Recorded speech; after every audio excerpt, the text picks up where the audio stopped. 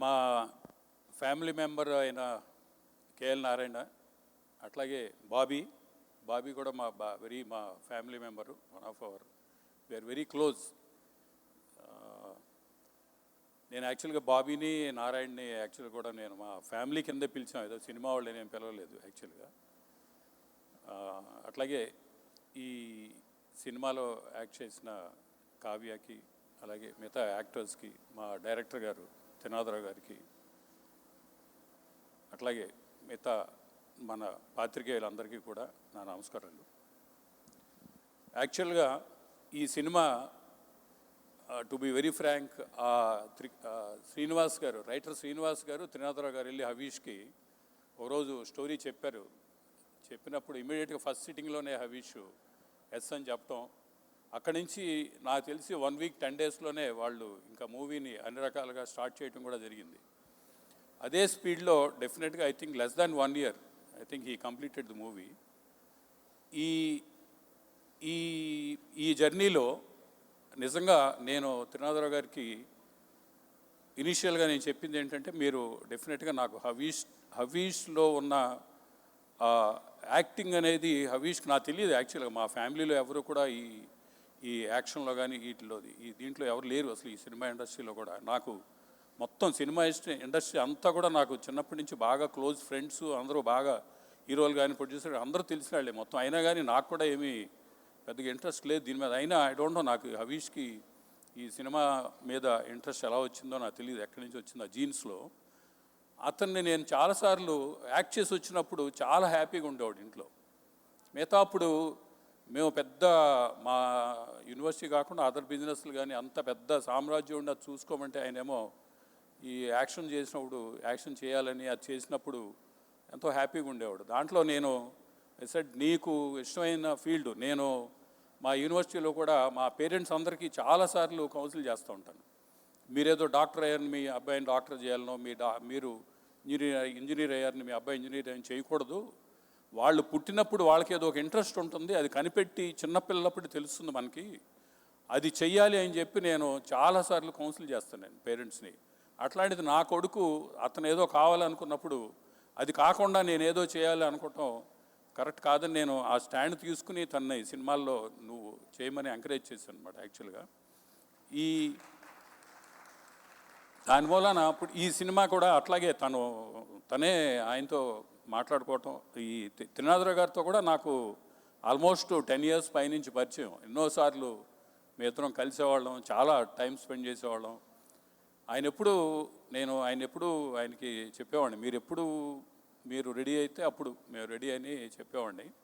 అట్లా ఆయన ఒక స్టోరీ ఆయనకు నచ్చి హవీష్కి చెప్పడం, హవీష్కి నచ్చటం, అట్లా ఈ జర్నీ అలా స్టార్ట్ అయిందనమాట. స్టార్ట్ అయిన తర్వాత యాక్చువల్గా నేనైతే స్టోరీ నిజంగా అసలు నేను వినలేదు, నాకు తెలియదు. బట్ స్టిల్ ఈ సినిమాని నేను ప్రొఫెషనల్గా రన్ చేయాలని చెప్పి ఆయనకు అప్పచెప్పాను నేను త్రినాథరావుకి.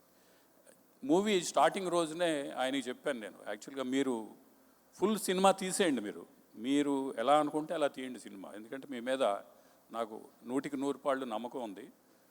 ఆ సినిమా చేసిన తర్వాత మీరు ఫస్ట్ కాపీ వచ్చిన తర్వాత అయినా మళ్ళీ కావాలంటే రీషూట్ పెట్టుకోండి, నాకు అభ్యంతరం లేదు. బట్ మీరు హవీష్లో ఉన్న టాలెంట్ బయట తీయాలన్నాను. అలాగే డెఫినెట్గా దీంట్లో ఈ సినిమాని నిజంగా డైరెక్టర్ అంటే ఏంటి, ఇక్కడ వాళ్ళ బాబీ అయినా ఇంకోళ్ళైనా కానీ డైరెక్టర్ ప్రతిభ నిజంగా సినిమాలో ఆ 24 క్రాఫ్ట్స్కి వాళ్ళే క్యాప్టెన్స్, డైరెక్టర్సే.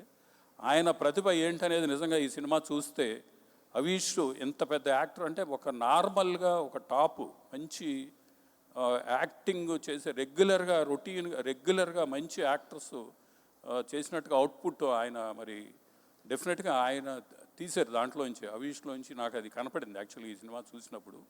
ఈ సాంగ్స్ కానీ, అట్లాగే మిక్కీ జే మేయర్ కానీ, నేను ప్రొఫెషనల్గా సినిమా ఏం చేస్తున్నారు అని నాకెంతో మధ్యలో ఒకళ్ళు వీళ్ళు ఫోన్లు చేసేవాళ్ళు. నేను ఏదో త్రినాథరావు గారు ఏంటి సెట్లో 300 మందిని 400 మందిని 500 మందిని పెట్టేస్తున్నాడు జనాల్ని, ఏంటంటే అది చేసుకొని ఆయన కావాలన్నాడు, చేస్తా అన్నాడు, ఆయన సాటిస్ఫాక్టరు చేయనియమని చెప్పి జరిగింది. అలాగే సాంగ్స్ అప్పుడు కూడా సాంగ్స్ కానీ ఏదైనా సరే యాక్టర్ సెలెక్షన్ కానీ A to Z మొత్తం అయిందే. అలా మేము ఎప్పుడు ఇన్వాల్వ్ అవ్వలేదు, కంప్లీట్గా ప్రొఫెషనల్గానే రన్ చేసాం ఈ సినిమా బాగా తీయాలని చెప్పి మా కెమెరాకి ఆయన నిజార్ షఫీని సెలెక్ట్ చేయడం జరిగింది. నిజంగానే ఈ సినిమా మీరు చూస్తే అర్థమవుతుంది. ఇది ఒక మంచి ఐ ఫీస్ట్ సినిమా. ఆ సినిమాని అంత బాగా తీశారు వీళ్ళు. ఆ ప్రొడక్షన్ వాల్యూసు, ఆ లోపల సినిమా కూడా కెమెరాస్ కూడా చాలా హై ఎండ్ కెమెరాస్ అన్నీ వాడి, లైటింగ్ కానీ అన్నీ ఎక్కడ కూడా కాంప్రమైజ్ అవ్వకుండా వాళ్ళు సినిమాని చేశారు. నాకు చాలా హ్యాపీగా ఉంది. డెఫినెట్గా అట్లాగే మిక్కీ జే మేయర్ ఎక్స్ట్రాడినరీగా ఇచ్చారు. నార్మల్గా ఒక సాంగు 2 సాంగులు హిట్ అవుతూ ఉంటాయి సినిమాలో.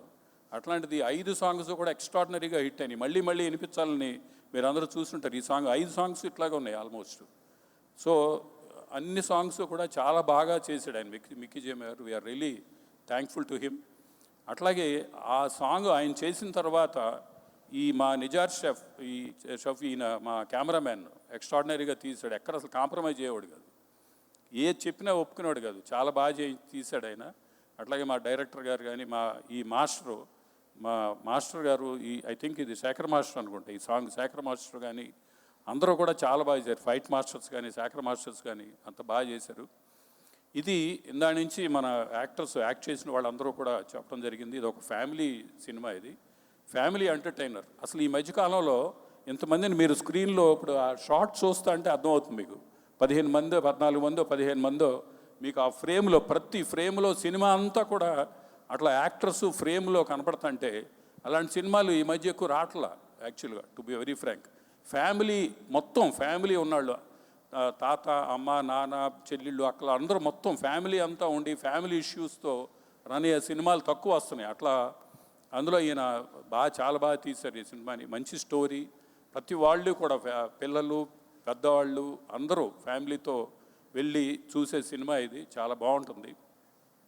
నేను మధ్యలో ఆ తాతగారి సీన్ ఏదో ఒకరోజు నేను మొత్తం మీద ఒక 2 సార్లు 3 సార్లు వెళ్ళినట్టున్నా. నేను యాక్చువల్గా నేను బెంగళూరులో ఉంటున్నప్పుడు వచ్చి హైదరాబాద్ వచ్చినప్పుడు డైరెక్టర్ గారు గొడవ చేస్తే వెళ్తే ఒకరోజు ఆ తాతగారి సీన్ జరుగుతుంది. యాక్చువల్గా ఆ సీన్ చూసినప్పుడు నిజంగా నాకు వెంటనే కళ్ళ నీళ్ళు వచ్చినాయి. నాకు ఆ హబీష్ అతను ఆ తాత వాళ్ళ మధ్యలో అది నిజంగా నాకు అనిపించింది, ఇట్లాంటి సినిమా ఇలాంటి డైరెక్టర్ వల్ల ఇట్లా సినిమా ఎంత బాగా అవుతుంది అని చెప్పి. అట్లాగే నాకు అన్నింటిలో కూడా అందరూ మంచి, మా ఎడిటర్ గారు కూడా చాలా మంచి, ప్రవీణ్ పూడి గారు మీ అందరికీ తెలుసు, ఈ did a very good job. అట్లాగే అగైన్ నిన్న నేను చెప్తున్నట్టుగా డిఏ అయిపోయింది, చెన్నైలో ఎవరితోనో చేయించారు. డిఏ చేయించిన తర్వాత బాగాలేదని చెప్పి మొత్తం దాన్ని స్క్రాప్ చేసి మళ్ళీ డిఏ చేయించారు. అట్లాగే రికార్డింగ్ అయిన తర్వాత రికార్డింగ్ బాగాలేదని చెప్పి మళ్ళీ మొత్తం రికార్డింగ్ చేయించారు. ఇట్లా ఏది బాగున్నా బాగోకపోయినా కూడా సినిమా ఒక మంచి సినిమా చేయాలి అనే ఒక ఉద్దేశంతో మేము ఈ సినిమా చేయటం జరిగింది. మేము అందరం కూడా ఇప్పుడు మా డిస్ట్రిబ్యూటర్స్ వాళ్ళు కూడా అందరికీ చూపించాం సినిమా అంతా కూడా. They are very very happy. వాళ్ళు ముందుకు వచ్చారు, మేమే చేస్తామని చెప్పి సినిమా. అట్లాగే డెఫినెట్గా ఈ సినిమాని ప్రేక్షకులందరి దగ్గరికి మన ప్రెస్ వాళ్ళు, మీరు ప్రేక్షకులందరూ తీసుకెళ్ళి ఈ సినిమాని మంచి హిట్ చేయాలని చెప్పి కోరుకుంటున్నాను. Thank you.